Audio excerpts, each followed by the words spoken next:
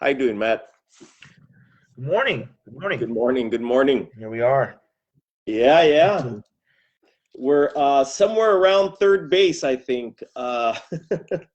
Somewhere Yeah. around third base and making our way home. We've still got, as Rudy Acuna, a word that I learned from Rudy Acuna, said we still have a goodly amount of pages to read, but the number of chapters is closing. So wow, very interesting. I'm very excited. How was your weekend? Good. I'm good. I've been just been working, just been writing a lot. Yeah. Any anything that you'd like to share about your writing or? Well, there's some things I should probably keep close to the vest, but just that I'm working on the novel. I've been Yeah. on this novel, and I've been putting in these just so I don't get distracted. I've been putting in these hours where I begin my shift actually at midnight. Oh wow. So one I actually began working, and I wrote from 12:30 basically, just getting set up for half an hour. And I wrote from about 12:30 to 10:45 a.m. My goodness. Yeah. My And then goodness. last night I wrote from about midnight to I want to say 6:30 a.m. So Oh wow. yeah. Wow. Yeah. You're literally burning the midnight lamp. You know As what? It's just better, like instead of fighting with all the yeah, distractions of life, it's better to wait till everyone's asleep and just like instead of finding all these reasons why you failed, and some of them legitimate, some of them yeah, illegitimate, just create the conditions of your success, yeah. even if it's demanding, and puts you in situations like this. So Yeah. that's just what you do. Um, when I was writing my dissertation, my best writing took place after, my children were Mhm. small at the time. So my best writing took place after they were in bed and asleep.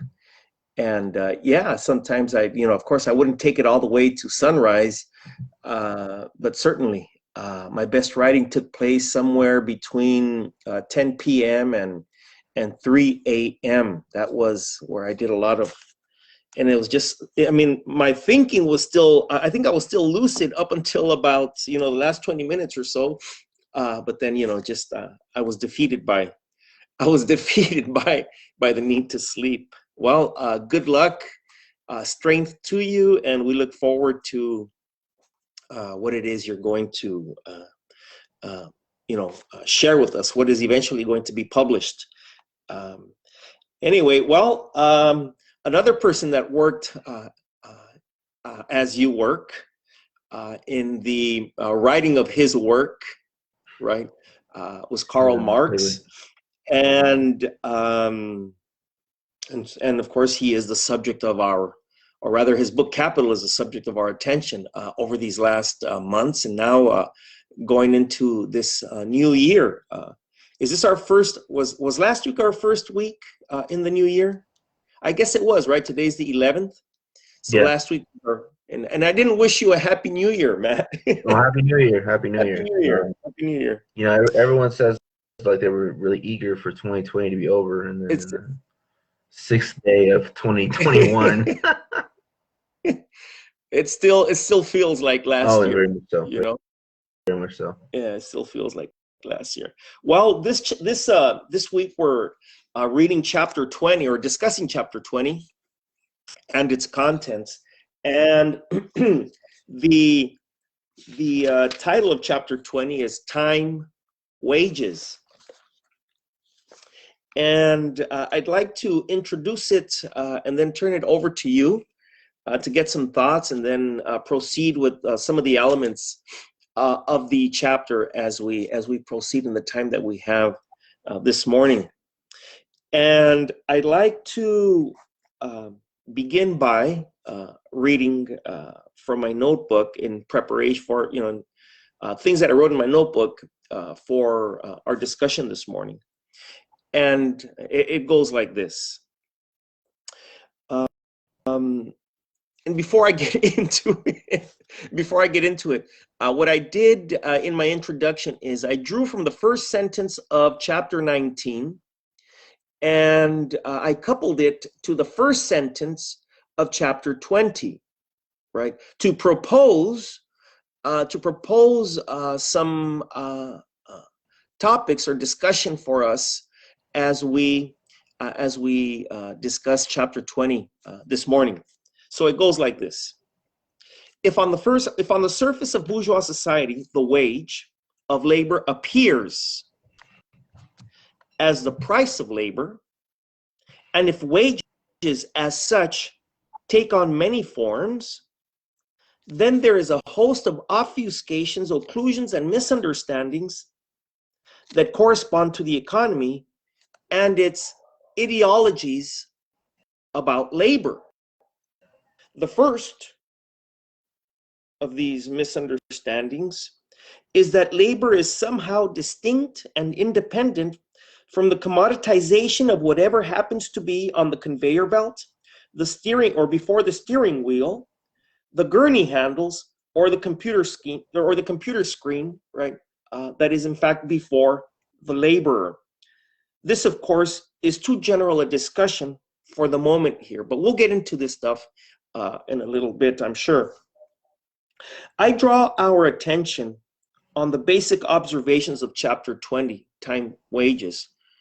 Marx lays out a formula simple enough for framing, defining, and then extrapolating a science for exploitative, or a science for understanding exploitative and alienating relationships in labor. He calls it the price of labor. We are tempted to call it, and I underscore the word tempted, we are tempted to call it the hourly rate.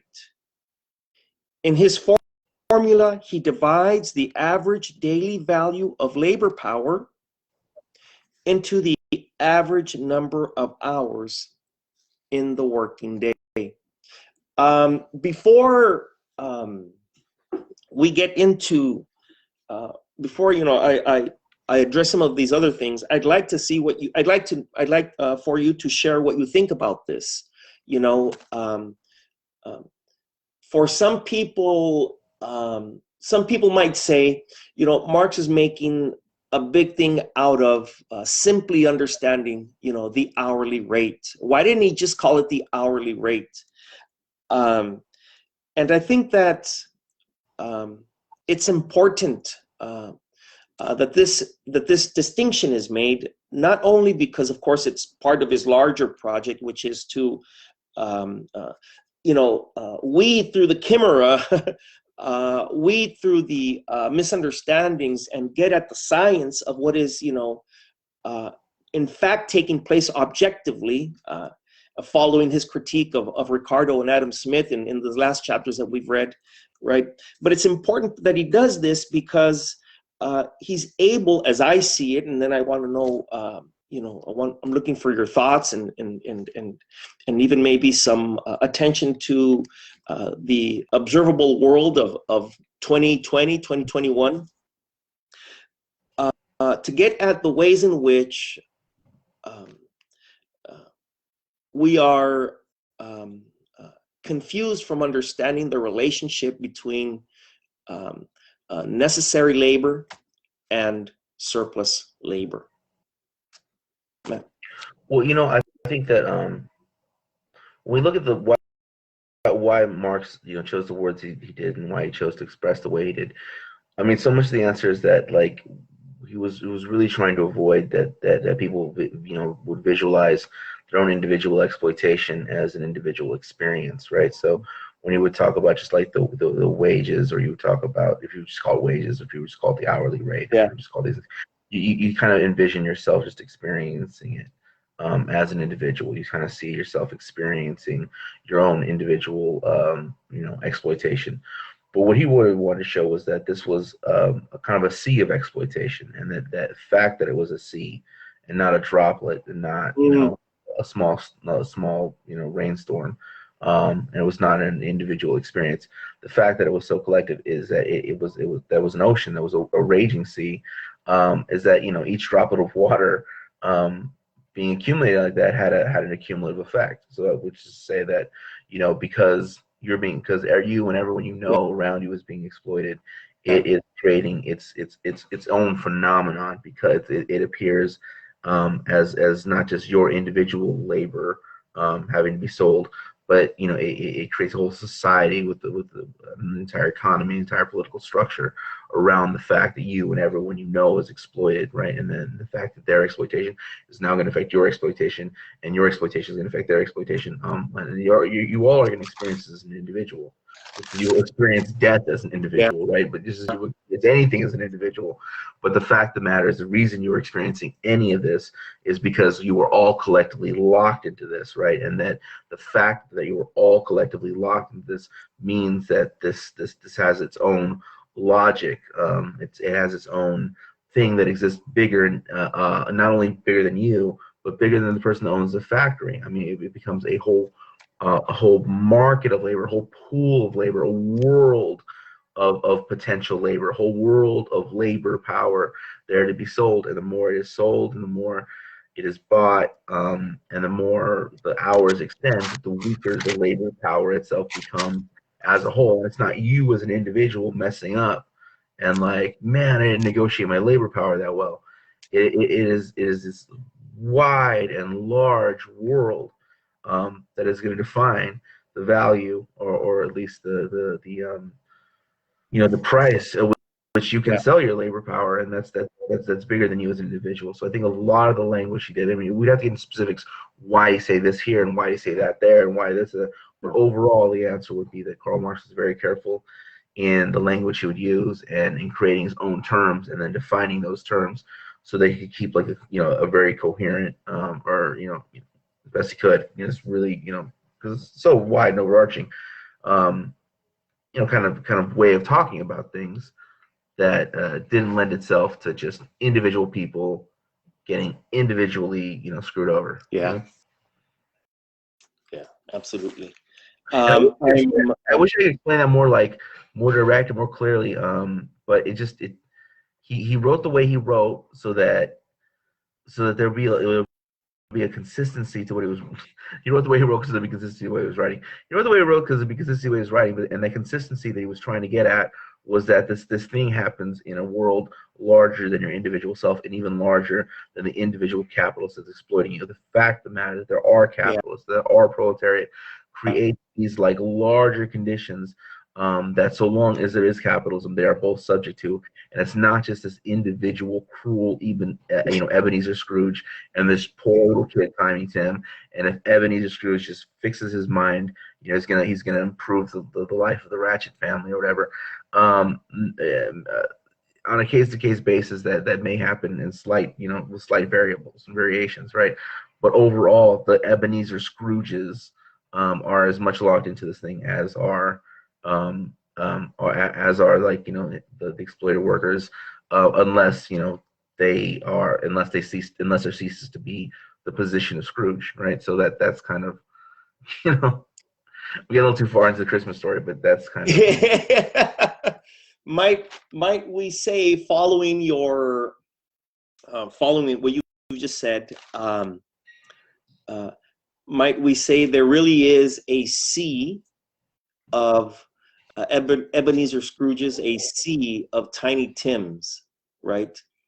And not just a drop of an Ebenezer Scrooge, here and there, not just a drop of a Tiny Tim here and there, right? But really, this is, well, frankly, this is the world and the economy of the world, certainly the economy of the European world that Marx is laying out for us to understand. The economy of the European world, of course, that has imposed itself globally by this point. Absolutely. Marx provides here then, following what you've just said, Matt, Marx provides evidence of capital's attempt to pay labor, and even labor's resistance, right? Capital's attempt to pay labor per day, regardless of the hours surrendered by labor per day. Such machinations, seen through Marx's formula, provide subsequent opportunity to gauge the quantity of surplus value harnessed by capital. I'd like to turn quickly to a quote here concerning what I've just said about time wages and this tension, this dialectic between capital and labor within the context of a legal framework, within the context of a political infrastructure that positions itself somehow, appears to position itself, and I underscore the word appears to position itself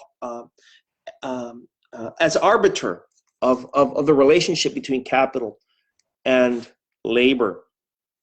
If the hour's wage is fixed, Marx writes, so that the capitalist does not bind himself to pay a day's or a week's wage, but only to pay wages for the hours during which he chooses to employ the laborer, he can employ him for a shorter time than that which is originally the basis of the calculation of the hour wage, of the unit measure of the price of labor. Since this unit is determined by the ratio, and the ratio is the daily value of labor power over the working day of a given number of hours, it, of course, loses all meaning as soon as the working day ceases to contain a definite number of hours. Remember that there's capital's constantly looking for ways, right, to extract more work, more labor power from labor, from the laboring classes themselves. The connection between the paid and the unpaid labor is destroyed. The capitalist can now wring from the laborer a certain quantity of surplus labor without allowing him the labor time necessary for his own subsistence. He can annihilate all regularity of employment and, according to his own convenience, caprice, and the interest of the moment, make the most enormous overwork alternate with relative or absolute cessation of work. He can, under the pretense of paying the normal price of labor, abnormally lengthen the working day without any corresponding compensation to the labor. What Marx is writing about in this particular paragraph that I just shared is the employment of labor, that is the extraction of labor power from labor on an hourly basis, right? So that labor is employed and paid for a given quantity of hours surrendered, right? And capital is itself saying, well, we're going to pay you the price that we typically pay somebody on an hourly rate. However, we're only going to pay you for that 1 hour of work that you surrendered, right? So that we are disobligating ourselves, capital would say, or say to themselves, certainly, we're disobligating ourselves from any kind of contractual agreement, any kind of understanding where,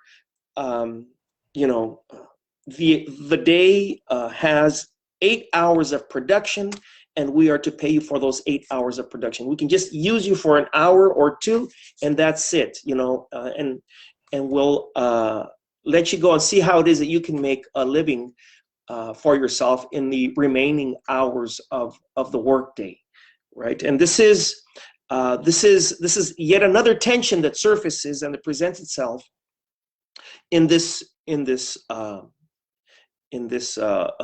relationship between capital and labor. I'm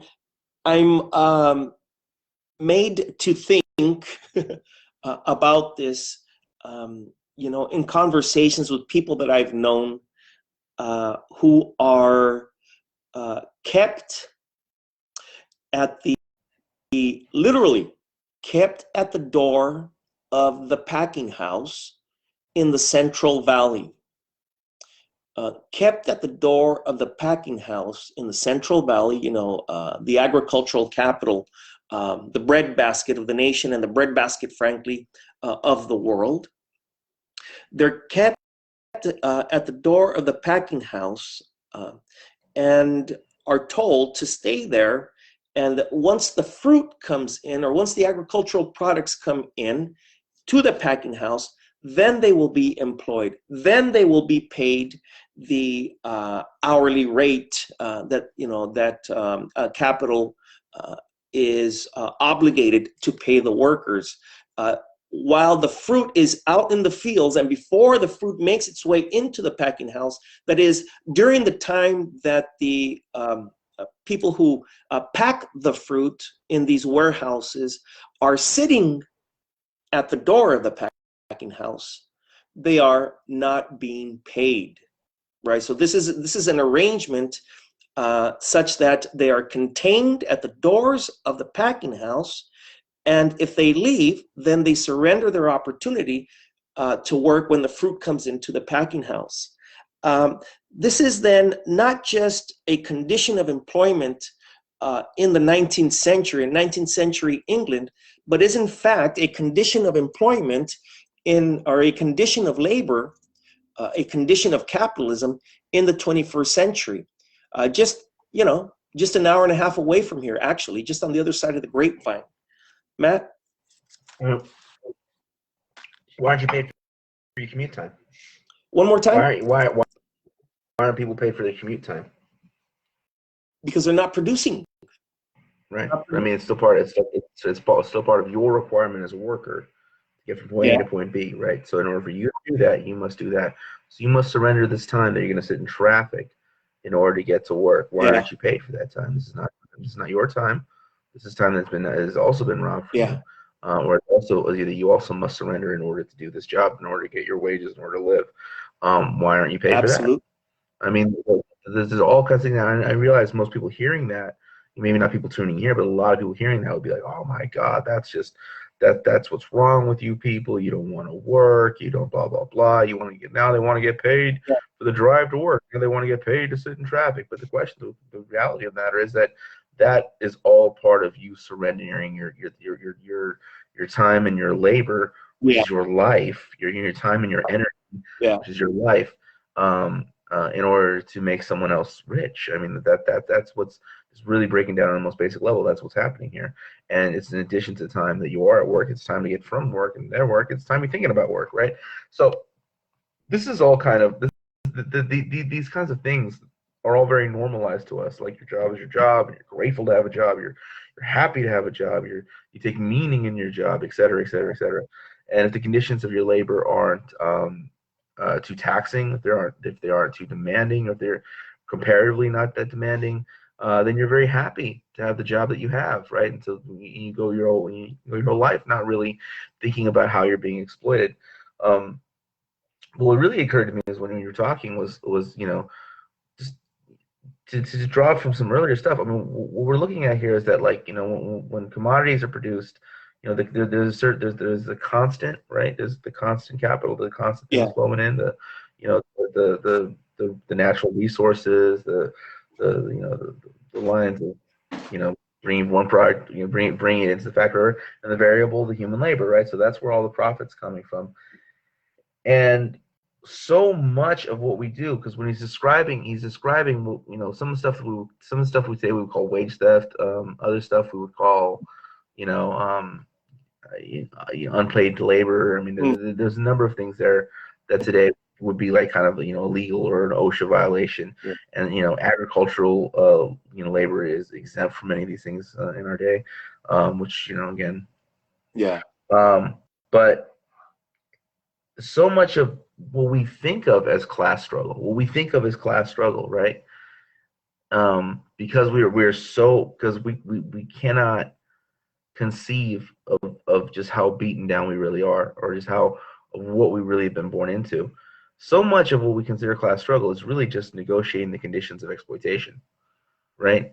I mean, like that. I mean, that when we talk about unions, we talk about this. Yeah. What we're really talking about is the conditions of exploitation and negotiating the conditions of our own exploitation, and then thinking we have a victory when the conditions can improve slightly, right?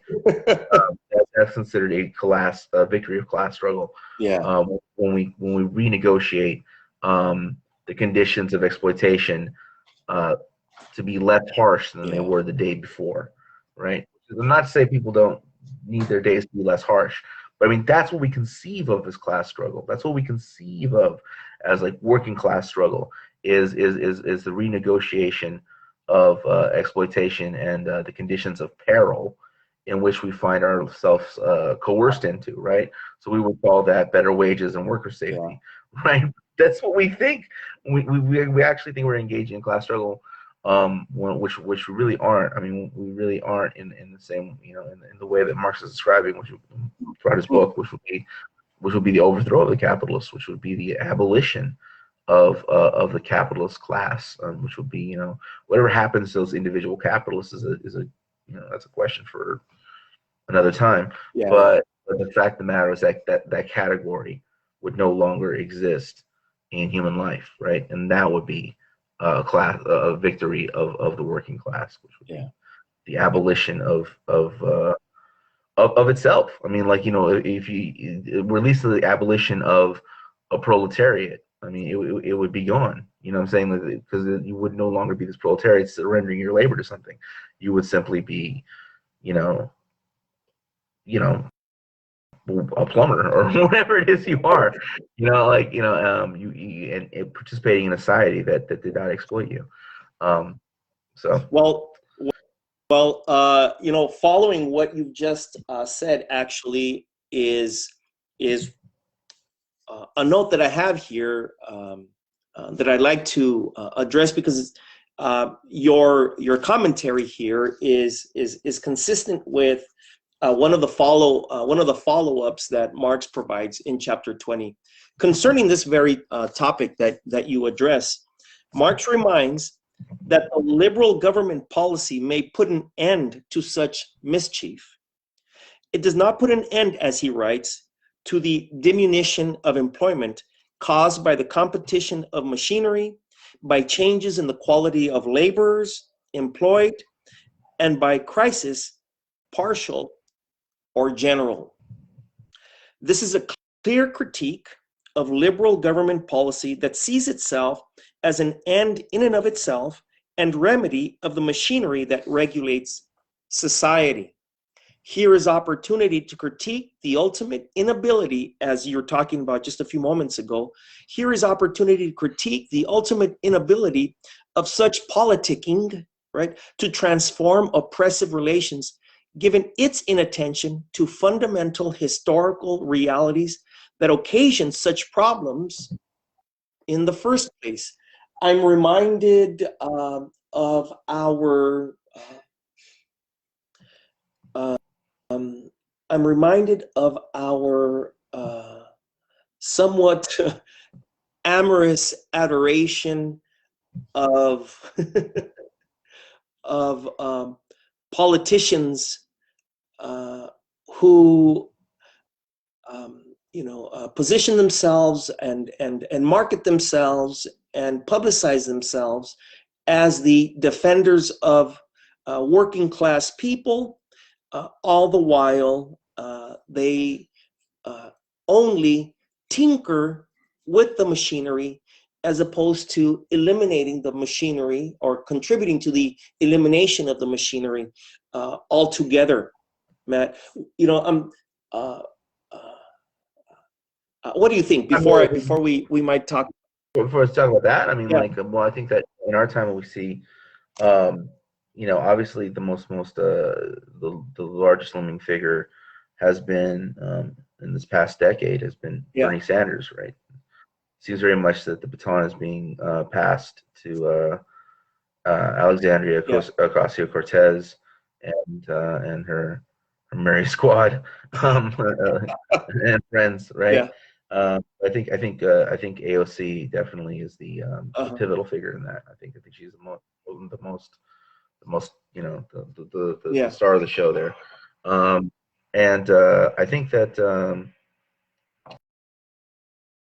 it's confusing to people because here they are delivering these speeches, and if you listen to their speeches, they will say things that are very that speak to their conditions in ways that other politicians do not. Yeah. Right? So other politicians are going to speak a lot about abstractions. They're going to talk a lot right now. Recently, with the Yeah. raiding of the Capitol building, I guess, Yeah. whatever you want to call it. That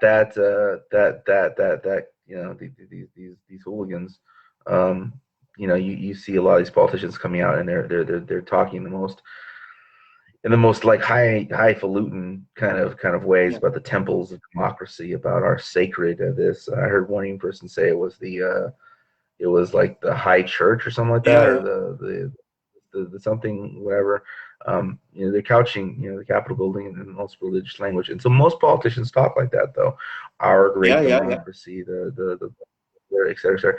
And like 75% of what they say is that, and then there's 25% of things that are actually tangible. So AOC and Bernie Sanders come across as quite different because those percentages are reversed, right? They talk a lot about very tangible things. You can't afford to eat this and this and this is happening, this and this and this is happening. There's water shortage here, there's this, and they start talking in these really tangible ways, and people are not used to hearing things in tangible ways, right? So there's like, oh my God, these people are actually, so finally someone's going to do something, and they're not going to sit here and tell me a bunch of things about the republic and my hand on the heart and this and that and what's right about America, and this grandiose speeches about fear and don't fear fear, and ask not what you can do for a country. And no, they're not talking like that. They're talking like in real terms. And I really like that. And so that's what people start getting caught up in. But again, these people are not talking about the abolition of capital. AOC is not talking about the abolition of capital. Bernie Sanders is not talking about the abolition of capital. What they're talking about is people getting a better shake, right? But at the end of the day, what they are doing is taking all that energy from things like the Fight for 15, Yeah. or all these other various movements that exist in the world, and pulling them directly into the energy and party apparatus of the Democratic Party, which is one half of the Democrats bomb half the sky. I mean, this is like one half of the it's kind of it's political system Mm. that we find ourselves in, that are there. These are the store managers of capital. So they're here to make sure that the program runs smoothly, and they are a part Yeah. of that management team, and they'll never challenge it. I mean, that's the at the end of the day, they'll never challenge it, and they will get you not to challenge it, and they will find ways around. So that's what I think. I mean, that's what I think about these figures. I mean, it gets more specifically into the party structure. I mean, we could have a longer conversation about the party structure and how that all works, and why they have a kind of if many ways the Democrats are the loyal opposition to the Republican Party, right? So you Yeah. have like the good cop bad cop phenomenon, and the Republicans are the scarier of the two, and the Democrats are there to be the loyal opposition. They're there to be like, oh, you've gone too far now, right? If that's what the Democratic Party as a whole is, right? What AOC and Bernie Sanders represent is a loyal opposition within the loyal opposition, right? Which is like, you Democrats, you regular Democrats, you corporate Democrats, you non-progressive Democrats, you Democrats who don't do it right, you Democrats who aren't really Democrats. We're the real Democrats, and we really fight for the people. In the same way that they're not going to do a damn thing with that party structure, they're not going to do a damn thing, is the same way that the Democrats aren't going to do a damn thing about the Republicans, right? Yeah. So like, the Democratic Party is a loyal opposition, and these people are a loyal opposition within the loyal opposition. And the fact of the matter is, we have to really break from this, but not just break from these particular political figures, but to break in general from capital. At least in our minds, to get the ball rolling, from the idea that, like, yeah, I mean, like, what? worship these political figures. I mean, like you think about this, there's worship these political figures, right? But we're also thinking about we live in a world where yes, people look up to Bernie Sanders and AOC, and people look up to just the Democrats in general, and that's a really huge problem. But we also live in a world where people who are looking up to Steve Jobs and Elon Musk and all kinds of like whatever. So we look at we're in a world where people are looking up to these political figures, but also looking up to their direct exploiters. They're also looking up to billionaires. And so people need to break from the idea that there's anyone in Congress that's going to help Yeah, you, there's anyone in the Senate that's going to help you. You need to break from the idea that there's anyone who owns billions of dollars of capital in the Silicon that is Valley a that is philanthropist. going right, right. As people are admiring Elon Musk. This man's talking about colonizing the moon or colonizing Mars now, and like selling flamethrowers on eBay. I mean, this guy's insane. And but this is what people think. They're like, well, he's got billions of dollars, so we're gonna trust him. This guy could like send people into like a pit and like and he would still have a fan base. So I mean, we really have He to did. work on He did. yeah, Yeah, I mean, look at Bolivia. What happened in Bolivia? right, That's what happened for a whole year. right. You know, he put people in a pit. I'm thinking about a couple of things as you speak, and I suppose that we might address something here. It's perhaps a little bit on the tangential side as far as the work that we've been doing over these last 9 or 10 months. I don't know, however long it is that we've been doing this. We really haven't given a lot of attention to liberal politics and its relationship to,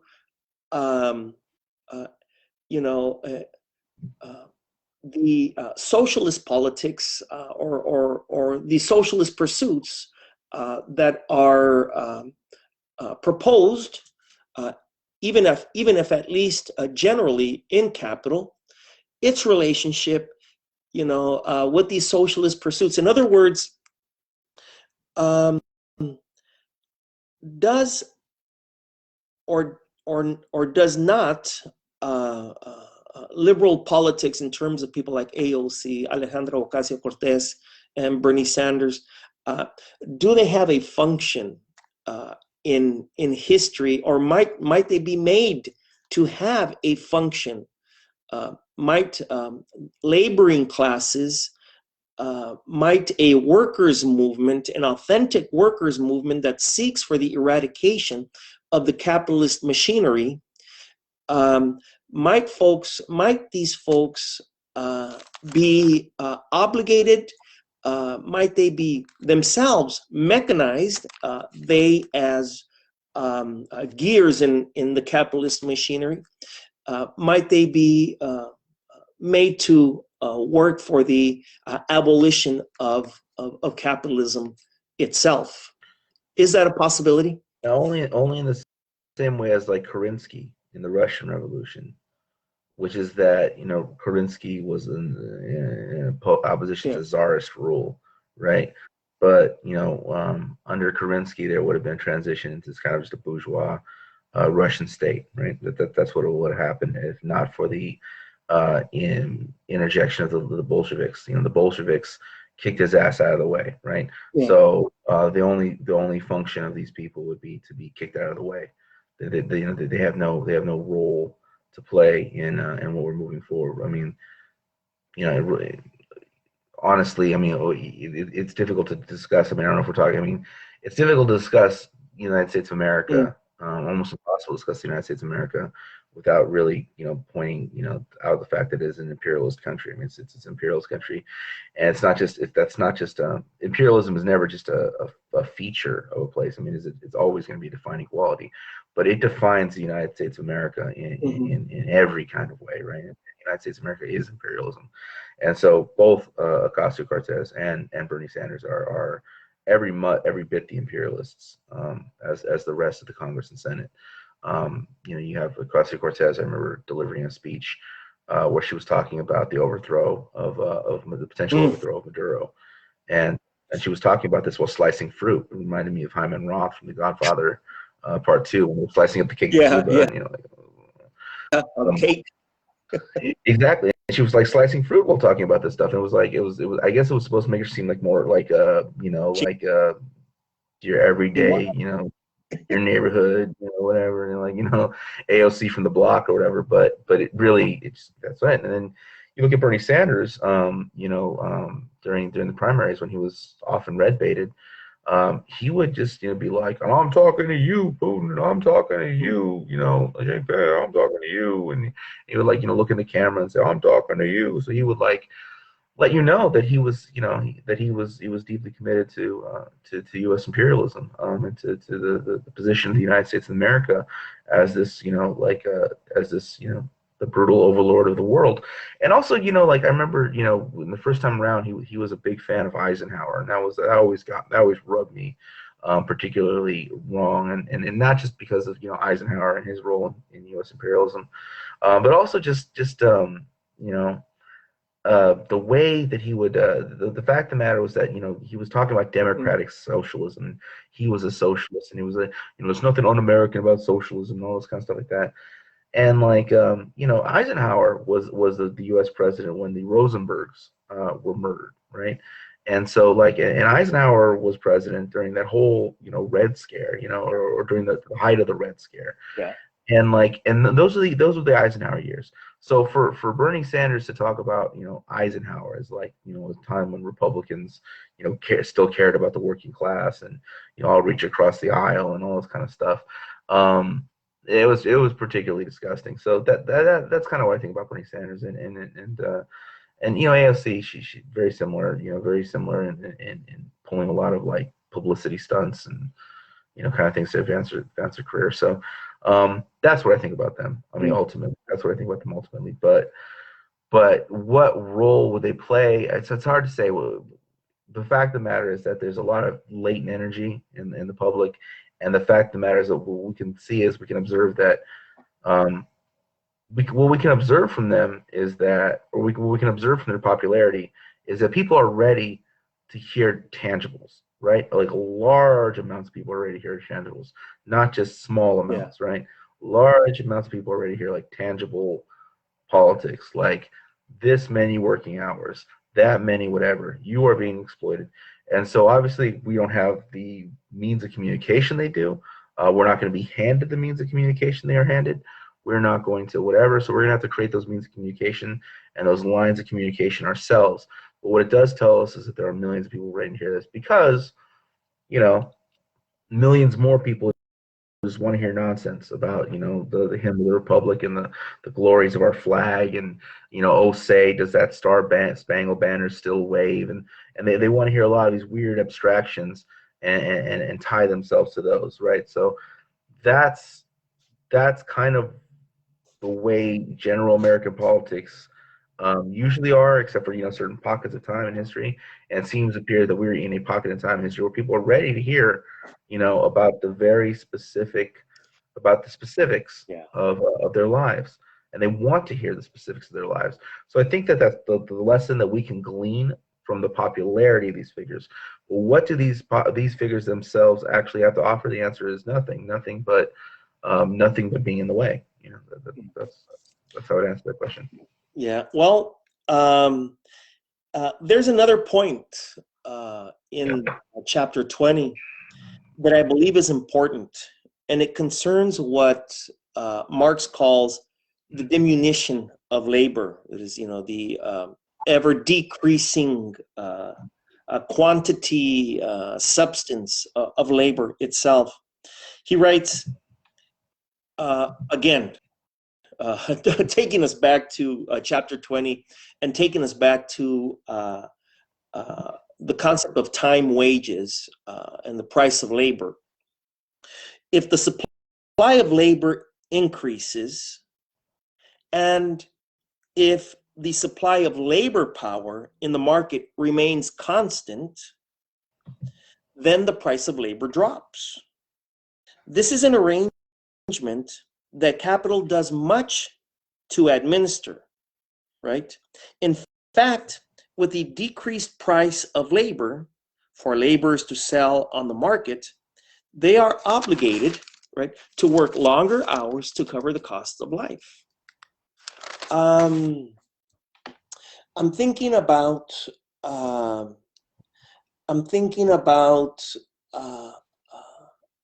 the industrialization of society and the urbanization of society and the quantity of labor that was involved in that transformation of society. And of course, I'm talking and thinking about the world of the late 19th century and even into the early 20th century in Western societies and societies that are on the move to become Western societies at that time.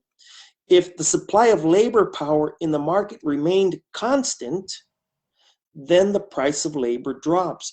It explains to me then the significance of the exploitative relationships between the capitalist classes in places like Mexico, for instance, in northern Mexico, for instance, that were looking for ways to get the most out of the working people of northern Mexico. Capitalist classes in the Sun Belt states, or what are now the Sun Belt states of the United States, looking for ways to get more out of labor, right? In regions where the supply of labor power remained constant, and so that was one of the arrangements, that was one of the conditions, one of the realities, one of the demographic realities, right, that capital used to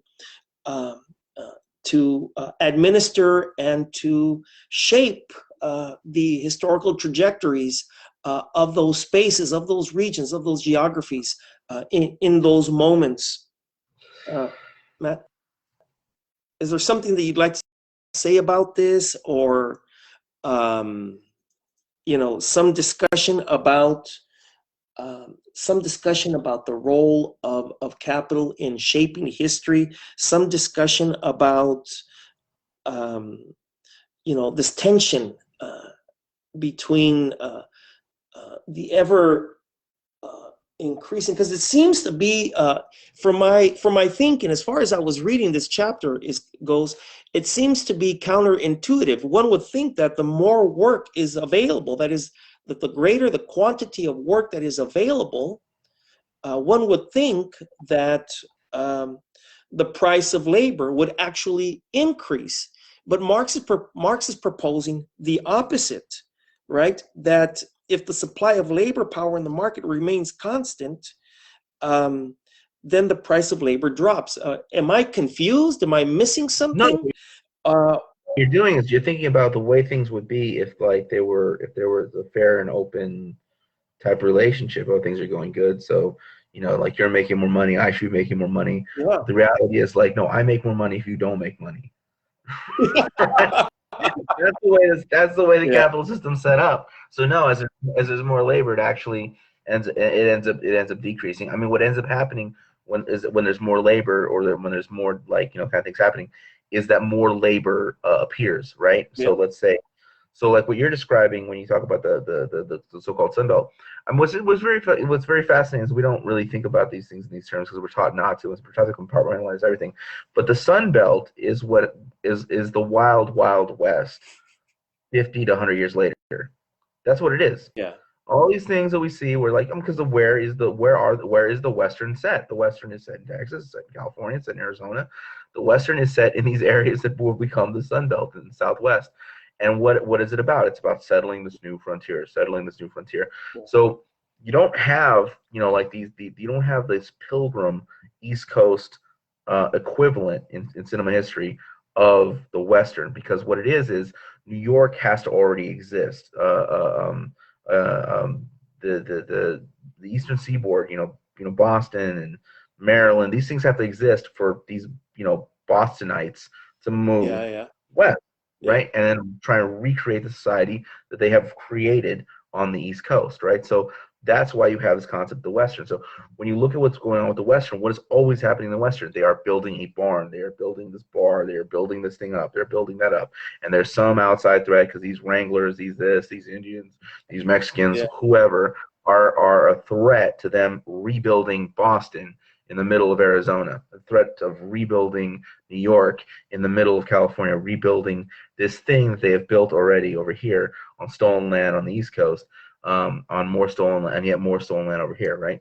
And so what they're attempting to do is rebuild society, rebuild that society, and there's always some type of a threat. And as let's say some centerpiece of the economy is there, let's say there's a silver mine, let's say there's just this really great, bar, brothel, whatever, and this whatever, all of a sudden little subsequent industries pop up around them, right?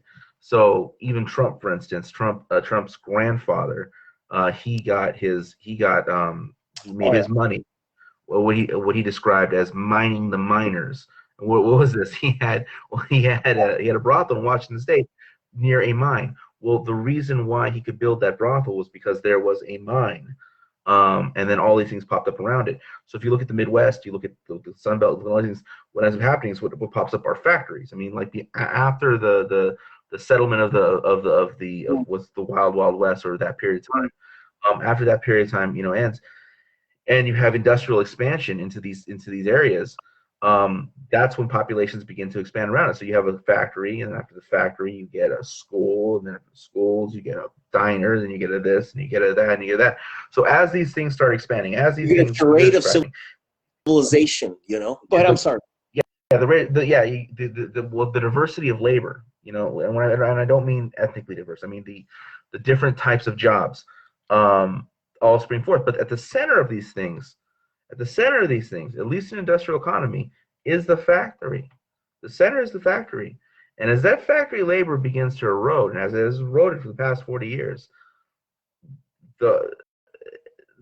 it's like an individual living without his stomach, right? And this is going to eventually kill. You're going to die, right? So that's the way the capitalist, because all this stuff is built around production. It's built upon commodity production. It's built upon the point of production, and everything else springs out of that. But you start replacing those machines, then all the necessity for all these other things begins to wane as well. But these things exist with a life of their own, independent of that thing. It just as like your kidneys exist independent of your stomach. They exist to take on a life of their own, and they will fight for their survival in a way. But they cannot survive. They cannot survive. So all these things that exist because of one thing, they end up, what ends up happening is they end up developing their own infrastructure. When they develop their own infrastructure, they develop these different. It develops a life of its own in a way, right? But at the end of the day, the center doesn't hold. Nothing can hold. So that's what we see ourselves in the last 40 years. Of the center not holding, and everything kind of falling apart. And it may take another 40 years, or another 50 years. Who knows how long this is going to take? But the industrial economy that all this stuff was built upon, all the things that Marx was describing, it is collapsing. And if you look at this idea of a new economy emerging, it's not coming. I mean, the majority. If you look today at what is the most common job in most states, the answer is a truck driver. And that's not a new job. That's not a new job. That's an old job, right? It's not like it's been replaced. And that job, that commonality of labor, it's not going to replace by anything. So that's where we're moving. We're not moving into this new Elon Muskian world. In fact, Elon Musk himself is trying to move to Mars. We're not moving into this new scenario. Yeah. I mean, the number one job across something like 20 some odd states is a truck driver. Now you go back to the 1970s, the number one job wasn't a truck driver there in that many states. There was a number. I mean, I've seen this before. It's like you can go back to 1974. I think it's the number one job in like maybe 4 or 5 states, right? And and that's also a factory worker of some kind is a number one job in many states, many more states, maybe like 10 or something like that. And then this, some kind of field of human labor is the number one job in many different places, right? Some type of industrial labor job. Today, in 20 odd states, it's a truck driver. And that job can be automated as well. There are companies that are looking to automate truck driving. And some of them, they're gaining steam, whatever. Now, I don't think the general public is comfortable with the idea of computer-driven trucks, right? You know, like these giant trucks, right? You know, these a computer-driven big rig, and I think that's probably holding out its rollout. So people are scared of these things, right? In the same way that Google can now put like a pair of a computer on your glasses, but people don't want to be a cyborg, right? So they don't want to face that, right, at this point in time. But the reality is the technology does exist, and the technology does currently exist to automate truck driving. They just haven't rolled it out. There, And so, go ahead. and so they haven't rolled it out yet, and they will prepare generations of people. So the generation of people right now who are uncomfortable with it will be replaced by their children who will be comfortable with it. Yeah. Who will have been born into a world where, yeah, that's normal, that's okay, that's fine. In the same way that we accept things as normal, that previous generations before us would not. Yeah. Right? I mean, like, what's a good example?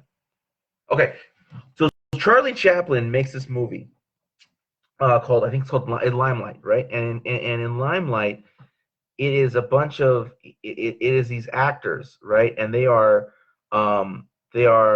stage actors, and it's kind of a lamenting this world lost, right? And it's supposed to be a metaphor for what Charlie Chaplin lost when the talkies came about, right? When everyone was talking, he lost his world of he was the king of silent pictures. Him and, like, you know, Buster Keaton were like rivals, right? So it was between him and Buster Keaton, and it was obviously Charlie Chaplin was the more famous of the two. So he was like the king of the silent film physical comedy stuff. And then when you know, sound came to cinema, and when, you know, sound came to moving pictures, he lost a lot, and he's kind of like, this film is his metaphor for looking back. Well, here's the thing: his silent films, that killed the stage. You know what I'm saying? Like, he killed the stage. Like, he was a part of killing the stage. The movies themselves were part of killing the stage. Films were worried, you know, when television came out, the cinema was worried that was going to kill them. So there's always these things that, you know, like, one generation cannot accept, but the next generation thinks is very normal. And even a generation, you know, a generation that at any given point, like, let's say in the year 2010, in the year 2000, whatever, that's like 60, 70 years old, that is looking back, right? There was once a point in time in the 1960s when this person was, like, you know, 20 years old, and they were looking forward, right? And so the people today who will not accept, like me, you, most people would not accept an automated truck, you know, driving down lumber, you know, will be replaced by people who do accept it. And when that happens, I mean, there'll be no jobs. You know what I'm saying? So the technology exists right now to replace so much human labor, so much human labor that's currently on the market. But the people won't accept it for various reasons, right? You know, they'll do something that people are, that the political class or this are not prepared to deal with. They're waiting for us to die out. But the technology exists today already, right now in 2021. The technology exists. In 2040, that technology will be so much further than it is today, right? And they will be dealing with a group of proletariat, right? Which, and by proletariat, I do not mean working class. By proletariat, I mean, by proletariat, I don't mean that they're workers, or inherently workers, or necessarily workers. By proletariat, I mean they are subject to the conditions of life wherein they must sell their labor power.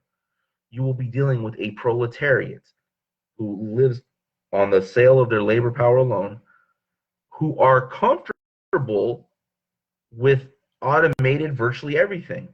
Who are not, their minds aren't blown away or bogged down or like, oh my God, there's, you know, they will be more accustomed to it. I'm reminded Plato's allegory of the cave as you speak, Matt. Hey, we're past the hour, and unfortunately, you know, we've got a host of things to accomplish.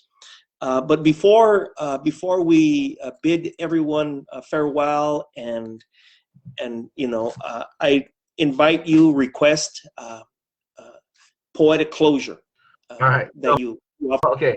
So I'm gonna give everyone a little excerpt from my book. The book is set in the future where things have been changed a great deal, and this is a satirical song that's in the book, and this is the national anthem of the middle class, because the United States of America is no more. It's been replaced by the Republic of the Middle Class, and anyone with less than $1 billion is middle class. So there we go. Long live our middle class. Leave old hatred in the past. From cashiers to executives, from high-rise down to picket fence, from public fence to limo stretch, the Republic has our back. Ask not to refinance. Trust in the wisdom of our banks. Sing loud and raise your glass. Long live our middle class. So that's the hymn of the Republic of the middle class. All right, all right. But again, the book is about illusions. The book is about illusions, and it's a satire set in the future to shed light on the present, which is that we live in a world of illusions as well. Yeah, yeah. It resembles our world enough that you can get the point. It's not this kind of dystopian of like that could never happen here. It's definitely about please. All right, well, time marches on, and we respond. Thank you so much, Matt. I haven't seen any commentary, but I'll get back to stuff. If I'll go back into the into our recorded video here, and respond as soon as I get a chance. Thank you so much. We'll see you next week. All right. All right. Bye-bye.